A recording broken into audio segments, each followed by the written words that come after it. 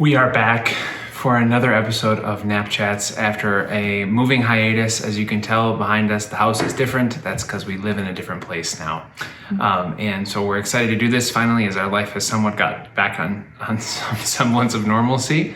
Although, as you can tell, our hair and makeup person was not in today, so I'm a sweaty mess because I just went out on a walk and it's like a bazillion degrees in Southern Ontario today, so I'm kind of sweaty and nasty. Johanna's not, which is good enough, I think, for us to film another episode. So NapChats is a conversation that we have about parenting with a biblical worldview, and Johanna kind of sets the narrative for the conversation, and I comment as I feel that I can, and we hope that it's beneficial to you. So what are we going to talk about today?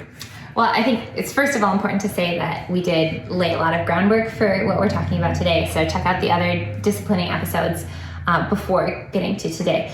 But how should a parent, they kind of know what not to do or where they're heading, but how do you decide what is the technique as a Christian? How am I going to choose which technique to do? How do I go about doing that? Mm-hmm. And I think there's so much to it because there's social stigma around certain things too. And then are you going to do certain things the same in private that you do in public? Because, that feels different. And how do you decide what words to use? So I have a number of questions. So I thought you can start with it and I'll bounce off. Well, I don't think this is at all anything other than just practical wisdom to say you got to do something that you can be consistent with, right? Mm-hmm. Like if you can't maintain it, it doesn't matter how good the system is. Yeah. Because what kids crave more than anything else is consistency. Mm-hmm. So whatever system you pick, you just got to stick to it, right? Yeah. That doesn't mean that you should stick to it and like never change your system. But within your system, like be consistent. Yeah, that's good. I remember even when we started disciplining Irene, and this wasn't even, it was discipline, it was teaching. So when she was 10 months old, and now we're doing this with Zoe, like she starts reaching for something she can't have, and you go, no. And then you're like, well, is it that big of a deal if she picks up the rock and sticks it in her mouth? And you might kind of feel like, oh, I said no, but it's probably fine. But you said no, and right from the beginning, saying no means no. And as exhausting as it is for me, I was pregnant at the time, to get up and chase after her and take the rock away, however harmless it might have been. I said no, and I have to stick to that. And that is a lot of discipline on the part of the parent. And you got to start young to be consistent with that. Like when you set a boundary, holding to that boundary.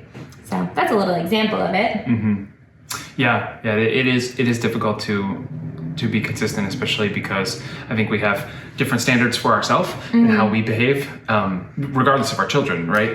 Day to day, what I expect of myself is going to be different based on, how much I slept or what I ate or how I'm feeling or what happened yesterday or all these sorts of things. And then your kids need more than that. And maybe then another thing about consistency is as much as it's a sacrifice and it's not a fun thing, making your life as consistent as possible is probably healthy for them, just because it's going to make you more consistent as a person. Mm-hmm. Trying to go to bed at some sort of regular time, which I know is hard with newborns, or even older than newborns. But those sorts of routine things for you, I think you're going to be healthy as well. That's good encouragement for me. I think I definitely struggle to keep a schedule, and that was one of the things we talked about last time, the benefit of a routine. I know I'm just not emotionally consistent when my schedule is not consistent. And I'm a little bit of a freak of nature in that I need probably more routine than the average person. Yeah. But that stands to be true for everybody, at least to some extent. Okay. You said a word that reminds me of my next point is emotions. So word association. Can we cut that out? No. Oh, shoot. All right. So are emotions in discipline bad? So if I'm upset because my child colors with marker all over the floor or something, and it catches me off guard or whatever, and you did that and I have so many things to do and I'm angry about it, is it sinful to show that anger? I'd like to say no, because God shows his anger. I'm thinking of children of Israel in the wilderness with Moses, and God says to Moses, basically, get out the way, I'm about to destroy these people. And like the biblical language is literally in Hebrew, it's hot. It's hot in the nose. It's the way the Hebrew says it, but it's burning with anger is the way it usually gets translated. So like God is angry at disobedience. So I don't think it's wrong inherently to be angry at disobedience, but I'm sure there's some nuance there, which maybe you are thinking of. I have thought on it, but.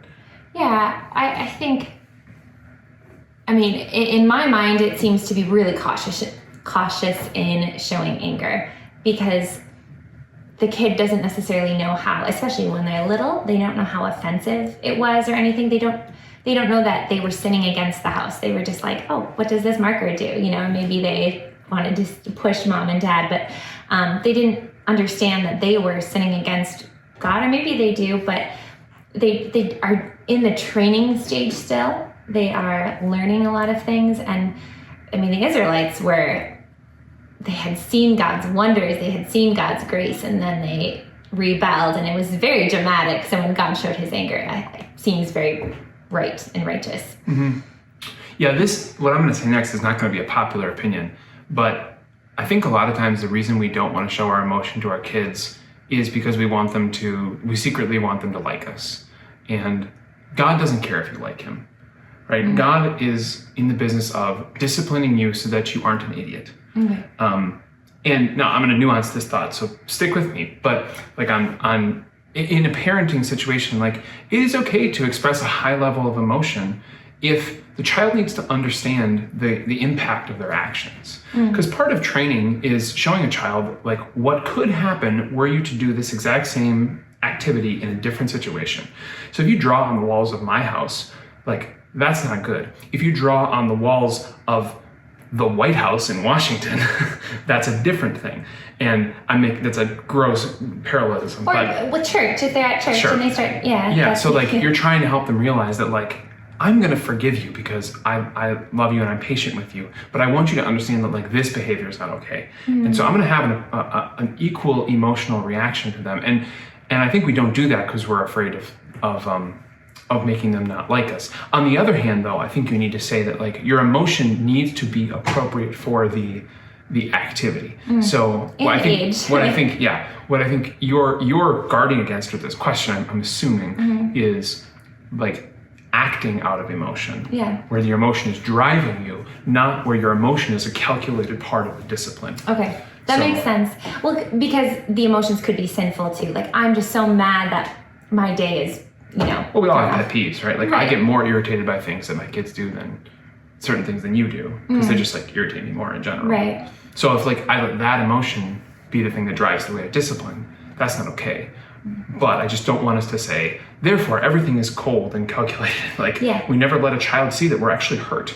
Like, they need to know that human beings are human beings, even if they're 25 years older than you, right?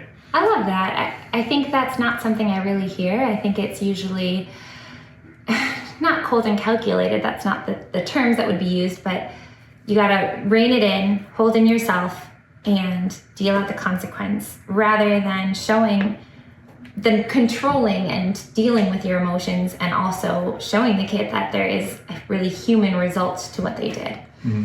My most vivid memories of being disciplined as a child are when my parents reacted emotionally appropriately for the situation. Because then I realized, oh my goodness, I love these people and I hurt them. Yeah. That was that. Now I think you shouldn't probably do that every time because it loses its effect, and also like not everything necessarily needs an emotional reaction. But your parents also aren't yellers. Is yelling ever okay? I don't think it's a matter of okay or not okay as much as it is wise just for communication, right? So the Proverbs talk about this too. Generally, a person who needs to embellish their words is a person who is either a fool or is lying or is trying to exert influence in a conversation, not by the power of their words themselves. Yeah. So in general, that's not always true, but in general, if you have to yell, it's because you don't think your words have enough power in the first place. And that is probably more a commentary on your discipline previous to that moment than it is on that moment. Okay, that's really interesting. I So you know this, but I previous to being a mom and everything, I served as a teacher in Antigua, which was Antigua's an island in the Caribbean. It was an incredibly stressful teaching situation. And I yelled. I was a yelling teacher, which I can't even imagine. And I'm remorseful for that, but it was so stressful. And I really feel like God grew me through that and made me stronger. So now that children are also very stressful, and not to that extent, but I think learning how to manage those emotions it can be a challenge. And I see that what you're saying, that it takes you want to make an impact with your words greater than the words itself. My words weren't enough last time, and I'm so exasperated by that. If I just yell it, hopefully that'll do something, and really instead realizing that is not the solution to it. Yeah, and like I said, I don't want to say that all yelling is bad. Yeah. But I think and I don't even think, I've seen places where yelling is a good thing for children, probably. So they understand the importance of whatever is happening, right? Again, this is sort of your emotions appropriate to the situation. Sometimes yelling is appropriate to the situation. But again, evaluate yourself and ask yourself, am I doing this because I have failed to actually be consistent in my discipline on this very point previously, and that's why my kids aren't listening to me, right? So if you say, whatever, get your shoes on, we're going outside, and they don't listen to you, the first thing you ought to do then is establish a consequence for not doing that, and then stick to that consequence, because eventually the kids will learn it, and you won't ever have to yell. But what I tend to see happening, and by the way, I'm repenting of this myself, I see it in myself as well, but what I tend to see happening is we say something, it's not listened to, we say something, it's not listened to, and then we yell to make up for the fact that we aren't actually establishing consequences and actually doing the hard work of discipline. Oh, that makes a lot of sense. Yeah. Because it's hard to build a consequence and to teach your child a consequence, right? That takes time, and it takes effort, and it takes creativity if you want to have your discipline fit the crime, and it is hard work, and I'm not making it seem like it's easy. Back to the drawing on the floor thing, I usually find in a situation like that, it's mostly because I'm angry that, why was I not paying attention, or why did we have the markers out and I wasn't supervising it, or why didn't I make sure they got put away right away? It's almost anger at myself a lot of these times that I didn't put a structure in place that allowed my child to play freely and safely too, and that's such a big part of it. Okay. So I touched on this before. Can we talk about church behavior? Someone asked about it in church the other day. So how do we help, you might remember the question better, but how do we discipline our children in church? And in the question, they used the word shame. We don't want to shame our children, which is true, but we do want to still discipline them. We also don't want them to hate church. But church isn't necessarily, sorry, I'm sharing some of my thoughts, but church isn't necessarily just a fun, happy, joyful party all the time. There's reverence to God. They're going to have plenty of opportunities to have fun at other places. Church will never match those places in terms of hoorah, this is fun. So that's a number of thoughts. Yeah, it's a super complex topic. You have to take into account your unique situation with how many kids you have, what sort of congregation you're in, as far as its capabilities of having your children, have a play space of some sort, or a cry room, or some sort of Sunday school thing that's happening during church or whatever. So all those things need to be nuanced for each individual situation. I think what we have to first of all remember, what's the main point? The main point of bringing your kids to church on Sunday is not to get them to come to church on Sunday so they get in the habit of coming to church on Sunday, although that is an attendant reason to do it. The reason to do it is to show them that you value this thing, because ultimately you can build habits into your children, but they'll just give them up if they don't see the value in them. My parents told me to brush my teeth every day when I was growing up, and then I went to high school, away to high school and college, and barely ever brushed my teeth because my teeth never got cavities, and by God's grace, they still don't have cavities, which is pretty awesome. But I didn't see the value in it, because I was like, I'm never going to have cavities, so why would I brush my teeth? That's an example of to say okay, you can bring your kids to church every Sunday of their childhood, and they can maybe get into the habit. But if they don't see that you functionally need that every week, you're like, we're going to church because Dad needs it, right? Dad needs to go to church. I need to go hear about Jesus. I need to hear that my sins are forgiven. I need to take Jesus' body and blood. They're not going to learn the value. Now, of course, when they're 3, they don't care about any of those things. And so I think that, like, just treat it like going out anywhere else. Like, just help them understand this is a public place. I don't think you have to be super specific about church. Yeah. Like, you're not training them to be in worship at age 3. You're just training them to be able to sit still and be around you while you know, to the best of your ability, participate in worship. Right. Well, and I what I love about what you're talking about, all of that, is it's not discipline focused.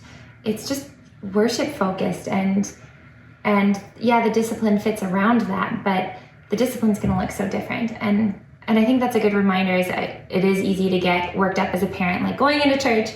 How am I going to keep my 15-month-old child in line, which is impossible? Well, they might be in the lobby the whole time, and that's okay.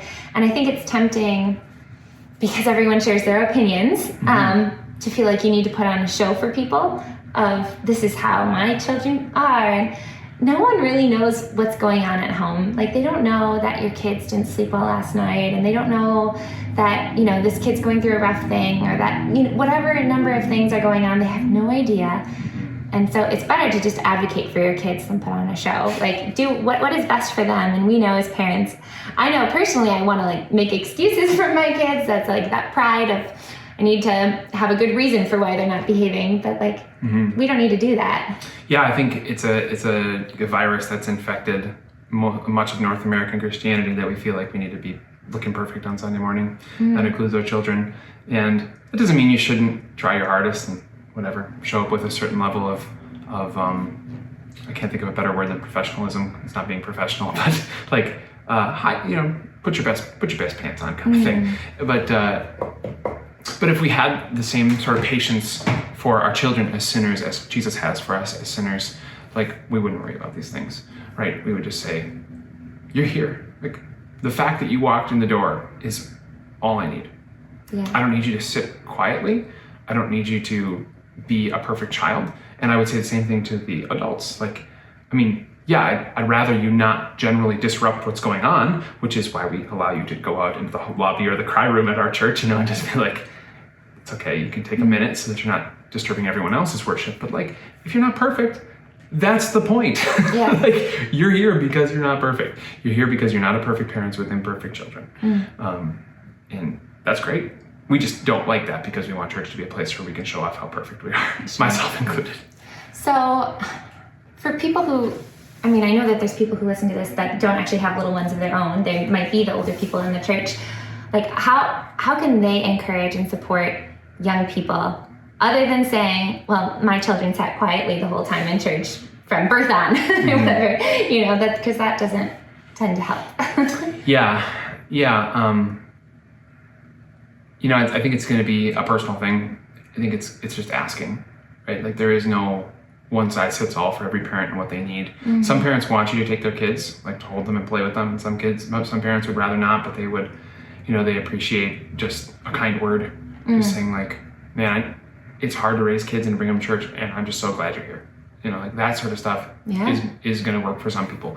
I think it's going to be the hard work of actually getting to know somebody and asking them questions and caring about them, right? That's what a church community is for, to actually know other people and care about them. Okay. I feel like we're so programmed to just want a system. Like, what's the system that will help parents with kids? There needs to be a new system, as though there was one that worked and it's broken and we got to find a new one. But it is just relationships and... Hot take, systems are works righteousness, right? Like, putting together a system and saying you have to do the system, that's work righteousness. Now, I say that as a church that has a proven process where we say, like, these 3 steps for spiritual growth. But what we don't say is you absolutely have to. We just say, that's the system that we are putting our resources toward. Like, if you don't do that, it doesn't mean you can't be a member of our church. It doesn't mean we're not going to serve you. It doesn't mean we're not going to preach to you. It doesn't mean we're not going to visit you in your hospital bed when you're sick. We just think, like, we need to set up something that's going to be helpful for as many people as possible. And actually, our system is pretty broad.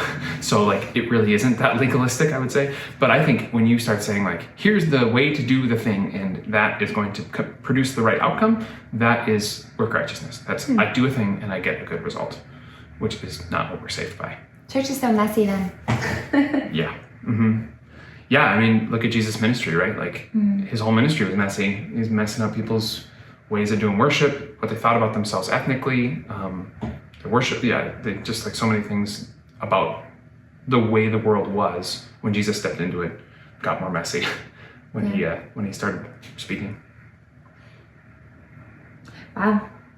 Well, let's get to work, I guess. Just yeah. Well, first of all, people. put the grace of God over all of it and say, if you want to do a system, cool. Like, just don't let it be the thing that earns your salvation, so to speak. And if you don't, show your kids the grace of Jesus because it's been shown to you.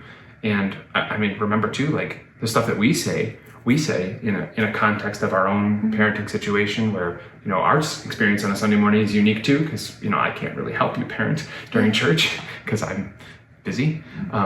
So it's all very personal. And I think that's why my emphasis is always when it comes to talking about these things to really invest in getting to know other people, which is why, we invite you to comment on these videos and to share your questions or comments with us, because we're not the experts. We're just trying to start the conversation and make it as helpful as possible for people. So. Yeah, before we wrap this up, I think we should just share some of our own thoughts on how we intend, and we're saying that loosely, intend to discipline our children, and just some of the practical steps we think we're going to take. And I don't really know how much we've communicated this with each other. I mean, when our kids are little, it's just no means no, and that means just removing them from the situation, grabbing their hand, sometimes like in a way that they're not happy about, so that they know that is wrong. I want to start looking into the Love and Logic book because I've heard such good things about it, and I know that it's not 100% perfect. Like, I know that there's criticisms of it, and I think, again, just taking it, running it up against the Bible and saying, actually, our discipline book is the Bible, but I think it's got some good techniques, like removing kids from situations and having natural consequences. And so I want to look into that, but I guess I'm not going to advocate it because I don't know it too much yet. Yeah, always distinguish between strategies and tactics, right? So strategies are overarching things. That's what we get from Scripture. We get strategies that say, spare the rod, spoil the child, right? So that's like, if you are your child has to understand their position in the rank of authority in the family. That's a strategy. A tactic is a specific instance with a specific consequence or specific words that you're going to say to accomplish the strategy. Yeah. So Love and Logic can be a tactic. Strategy comes from Scripture. Sure. Okay. Is there anything else that we can share about what we do? I think we're learning it as we go. I mean, I think that's another thing too, is we've said this before, but everybody's children are unique and they're going to have their own unique challenges, and some are going to need, different severities or styles of discipline. And so much of that is just, it's so personal and so learned over time that to prescribe anything is really probably foolish. But at the same time, to then go it alone and say, I'm going to figure this out by myself, is also probably foolish. So, yeah, it's good to ask different people. However, I think that if you ask people and then someone gives their opinion, it sometimes, at least I feel like, I almost have to do that, especially if I'm around them. Like they said to discipline this way, and just give the kid treat the kid like this, and whatever the thing may be. And I'm not comfortable with that. And you had mentioned to me before, you can't sin against your conscience. That is wrong. So if it is a form of discipline you're not comfortable with, that's not how you should discipline, even if it is from someone wise and good that you respect. Don't go against your conscience, especially in raising your children. Well, as much in raising your children. Yeah. And it should be nuanced that not going against your conscience should just be when you're in the moment making a decision, right? Because our consciences are broken. So sometimes our consciences are going to lead us down the wrong path. And so what you should say is, in the moment, if I'm not really sure what to do, I'm gonna go with my conscience on this. What seems to be the most moral thing to do, ethical thing to do. But then I'm gonna go back to Scripture and I'm gonna look back and see, or think about, meditate on, ask other people about this situation, how I should handle it by Scripture. Yeah, that's good. That's wise. Okay. Good thought. This is the end. Thanks for joining us for another episode. Hope you enjoyed it. Hope you didn't get offended by my raucous hair after being sweaty, and for not covering my arms. It's really been an offensive episode, I'm sure. Neither of us have our arms covered. Oh my goodness, they're taking this off of YouTube, I'm sure. So watch it while you still can, and give us a comment while you still can. We'll look forward to seeing you next time.